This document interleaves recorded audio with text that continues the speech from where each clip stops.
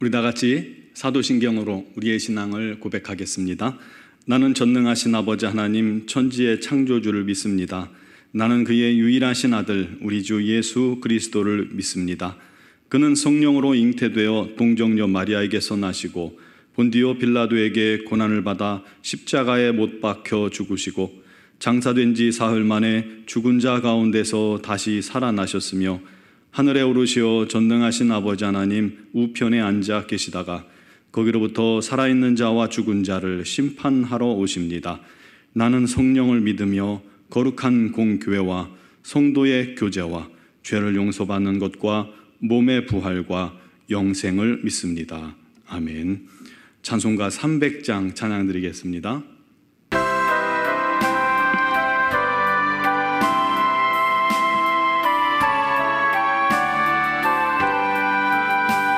내 마음이 낙심되며 근심에 눌릴 때 주께서 내게 오사 위로해 주시네. 가는 길 캄캄하고 괴로움 많으나 주께서 함께하며 내 짐을 지시네. 그네가 내게 족하네. 그네가 족하네. 이 괴로운 세상 지날 때 그네가 족하네. 희망이 사라지고 진구 날 버릴 때 주 내게 속삭이며 새 희망 주시네. 싸움이 맹렬하여 두려워 떨 때에 승리의 왕이 되신 주 음성 들리네. 그네가 내게 족하네. 그네가 족하네. 이 괴로운 세상 지날 때 그네가 족하네. 번민이 가득 차고 눈물이 흐를 때 주 나의 곁에 오사 위로해 주시네. 환난이 닥쳐와서 어려움 당할 때 주님의 능력 입어 원수를 이기네. 그네가 내게 족하네. 그네가 족하네. 이 괴로운 세상 지날 때 그네가 족하네. 아멘. 욥기서 23장 1절에서 11절 말씀입니다. 오늘 주신 말씀은 욥기 23장 1절에서 11절까지 이 말씀을 제가 봉독해 드리겠습니다. 오늘도 내게 반항하는 마음과 근심이 있나니 내가 받는 재앙이 탄식보다 무거움이라. 내가 어찌하면 하나님을 발견하고 그의 처소에 나아가랴. 어찌하면 그 앞에서 내가 호소하며 변론할 말을 내 입에 채우고 내게 대답하시는 말씀을 내가 알며 내게 이르시는 것을 내가 깨달으랴. 그가 큰 권능을 가지시고 나와 더불어 다투시겠느냐? 아니로다. 도리어 내 말을 들으시리라. 거기서는 정직한 자가 그와 변론할 수 있은즉 내가 심판자에게서 영원히 벗어나리라. 그런데 내가 앞으로 가도 그가 아니 계시고 뒤로 가도 보이지 아니하며 그가 왼쪽에서 일하시나 내가 만날 수 없고 그가 오른쪽으로 돌이키시나 배울 수 없구나. 그러나 내가 가는 길을 그가 아시나니 그가 나를 단련하신 후에는 내가 순금같이 되어 나오리라. 내 발이 그의 걸음을 바로 따랐으며 내가 그의 길을 치우치지 아니하였고. 아멘. 북유럽의 한 시골 교회에 사람 키만한 예수님의 동상이 있었는데, 이 동상 앞에서 기도하면 소원이 이루어진다라는 소문이 나서 많은 사람들이 찾았습니다. 그런데 그 교회에 문지기가 있었는데, 문지기가 그 예수님 동상이 서 있는 그곳에 자기가 서보는 것이 소원이었습니다. 그래서 그 소원을 이루어달라고 여러 날을 기도했습니다. 어느 날 예수님께서 말씀하셨어요. 네가 하도 소원을 말하니까 딱 하루만 자리를 바꿔주겠다. 단 너는 아무 말도 해서는 안 된다. 절대 말하지 말거라. 문지기가 예수님과 약속하고 예수님의 동상이 되었습니다. 그를 찾아온 첫 번째 사람은 도박쟁이 부자였습니다. 도박하러 지금 가는데 돈을 많이 딸 수 있게 해달라고 그렇게 욕심껏 기도했습니다. 그런데 가는 중에 돈가방을 그만 깜빡 놓고 간 것입니다. 문지기가 가르쳐주고 싶었는데 약속이 있으니까 침묵했죠. 두 번째는 가난한 농부가 왔습니다. 지금 아내가 중병으로 누웠는데 돈이 없어 치료할 수가 없으니 돈을 도와달라고 기도를 합니다. 그런데 기도하는 중에 보니까 한쪽 구석에 돈가방이 있는 걸 발견한 거예요. 이 농부는 그것이 하나님의 응답으로 생각하고 감사기도한 다음에 돈가방을 들고 가버렸습니다.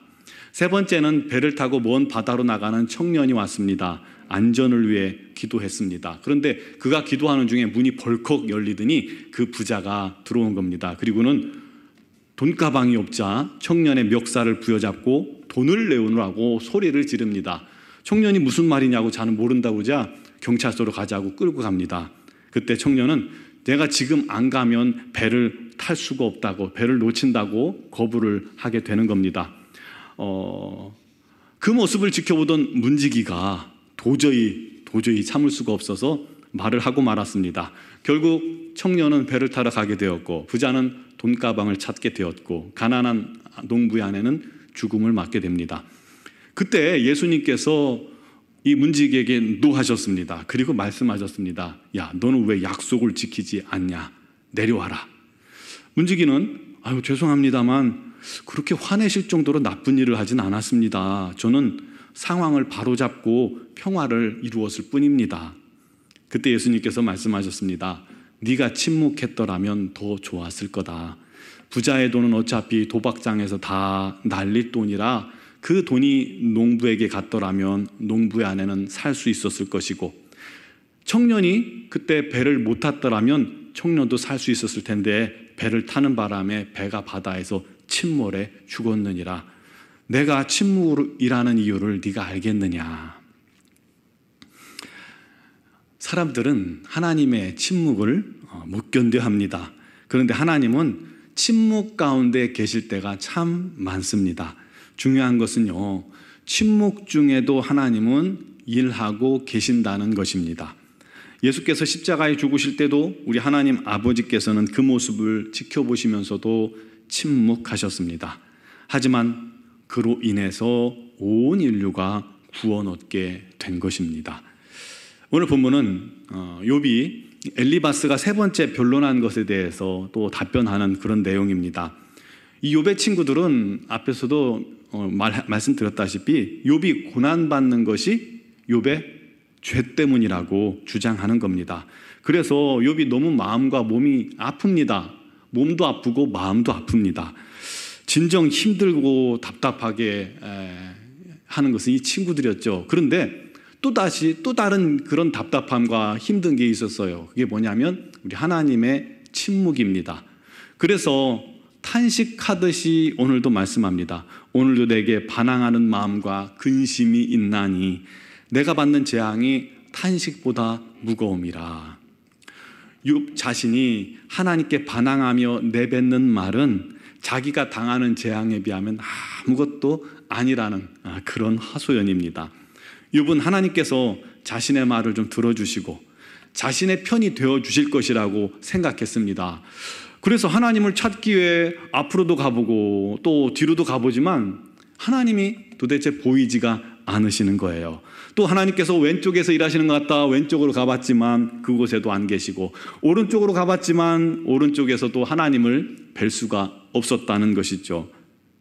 자신이 고난당하는데 자신을 변론해 주실 유일한 하나님은 어디에나 계신 분인데도 불구하고 지금은 어딜 가도 만날 수가 없고 오랫동안 침묵하고 계시니 너무 힘든 거죠. 이 상황이 빨리 끝나야 되는데 말이죠. 하지만 그 상황 속에서도 욥은 이렇게 고백합니다. 10절 말씀에 그러나 내가 가는 길을 그가 아시나니 그가 나를 단련하신 후에는 내가 순금같이 되어 나오리라. 욥은 비록 하나님께서 침묵하실지라도 한 가지 분명한 확신을 가지고 있었습니다. 그것은 하나님께서 여전히 자기를 지켜보고 계시고 자기가 가는 길을 알고 계신다는 것입니다. 그러므로 하나님께서는 결국 자신을 단련하신 후에 순금같이 정금같이 나오게 하시리라는 그것을 확신하고 있었던 것입니다. 욥은 지금 자신이 당하는 고난이 자신을 순금같이 정결한 자로 세우기 위한 하나님의 어떠한 계획이요 과정임을 믿고 있었던 것이죠. 욥의 탄식은요, 그리스도인들이 아주 좋아하는 이 구절이죠. 그런데 이 구절에서 단련하다라는 것은 재련한다는 그런 의미가 아니라 테스트, 시험하다라는 말입니다. 새 번역은 이렇게 번역합니다. 하나님은 내가 발 한 번 옮기는 것을 다 알고 계실 터이니 나를 시험해 보시면 내게 흠이 없다는 것을 아실 수 있으련만 하고 말합니다. 사랑하는 성도 여러분, 우리도 살다 보면 말 못할 어려움들 겪을 때가 많습니다. 억울한 일 당할 때도 얼마나 많습니까? 나 몰래 눈물 흘릴 때가 참 많죠. 어디로 가야 할지, 어떻게 해야 할지 몰라서 두렵고 또 떨리고 방황할 때가 얼마나 많습니까? 이럴 때 하나님께서 좀 말씀해 주시고 하나님께서 나를 이끌어 주시면 얼마나 좋을까요? 그런데 그 시기에 우리 하나님께서 침묵하신다는 거예요.